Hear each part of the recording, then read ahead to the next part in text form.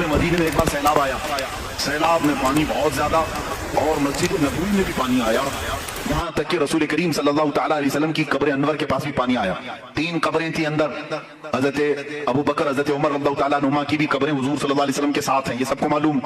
ایک قبر کھل گئی اور پیر بھی دکھنے لگا، پیر بھی دکھنے لگا، یہ حدیث پاک میں موجود ہے۔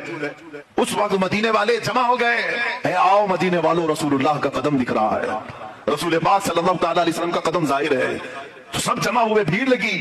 حضرت عروہ بن زبیر رضی اللہ عنہ، حضرت زبیر کے بیٹے، یہ آئے، انہوں نے لوگوں کو ہٹایا، غور سے دیکھا اور کہا واللہ ما هذه قدم رسول اللہ صلی اللہ علیہ وسلم، قسم خدا کی یہ رسول اللہ کا قدم نہیں ہے۔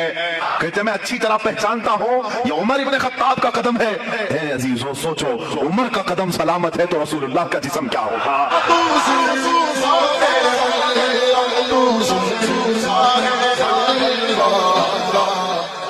میرے چشم